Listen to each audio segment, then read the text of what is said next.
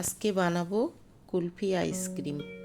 Kulfi ice cream বানানোর জন্য আমি এখানে বাদাম আর কাজু ভিজিয়ে নিয়ে এটাকে আমি পেস্ট করে নিলাম।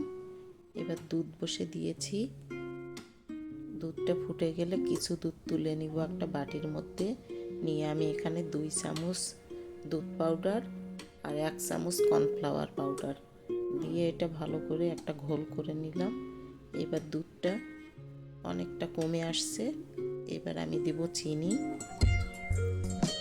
চিনিটা দেওয়ার পরে চিনিটা গলে গেলে আমি ওর মধ্যে দেব বাদাম বাটাটা। বাদাম বাটা দিয়ে আবার দুধটাকে একটু ঘন করে নিতে হবে। খুব সুন্দর ঘন হয়ে আসলে এইবার আমি ওই দুধ পাউডার কর্নফ্লাওয়ার পাউডারের ঘোলটা দিয়ে দেব। দিয়ে এটাকে এইভাবে ভালো করে নাড়তে হবে। 2-3 মিনিট নাড়ার পর বেশ ঘন হয়ে আসবে। ঘন হয়ে আসলে এটা নামিয়ে নিয়ে ঠান্ডা করে নেব। নিয়ে আমি এখানে একটা গ্লাস নিয়েছি। গ্লাসের মধ্যে আমি ভরে দেব। দিয়ে আমি একটা পলিথিন ঢাকা দিয়ে আইসক্রিম কাঠি দিয়ে ফ্রিজের মধ্যে রাখবো। 6-7 ঘন্টা পরে বের করে নিয়ে এসে সুন্দরভাবে একটা আইসক্রিম হয়ে গেল।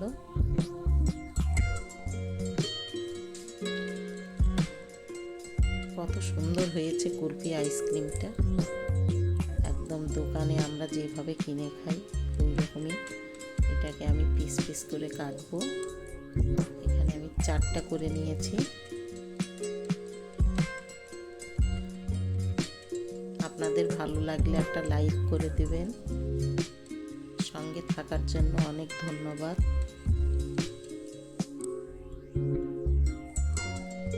কেমন লাগলো কমেন্টে জানাবেন। কত সুন্দর হয়েছে আইসক্রিমটা।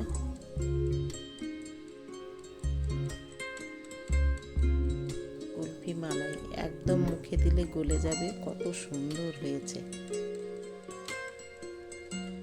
এবার আমি বানাবো তার সঙ্গে আরেকটা রেসিপি। এখানে অ্যাভোকাডো ফলটা কত সুন্দর। এখানে এটাকে আমি চাকু দিয়ে কেটে নিয়েছি। নিয়ে বিচিটা বের করে নেব। বিচিটা বের করার পরে এবার মাঝখানের শ্বাসটা আমি চামচ দিয়ে পুরোটা বের করে নেব। নেওয়ার পরে আমি এটাকে চাকু দিয়ে পিস পিস করে কাটবো। এটা বাজারে 100 টাকা একটারই দাম। এটা খুবই উপকার।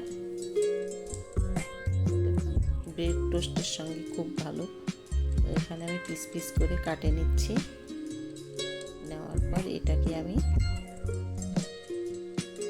মেশড করে নিব। এটা আপনারা চামচ দিয়েও করতে পারবেন। আমি এইভাবে করে নিচ্ছি। নেওয়ার পরে এখানে আমি দিয়ে দেব স্বাদ অনুযায়ী লবণ আর গোলমরিচের গুঁড়া।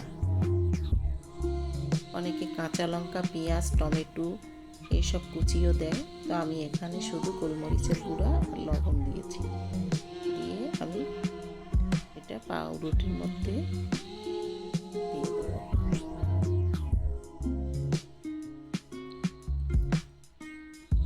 তৈরি হয়ে গেল আমার অ্যাভোকাডো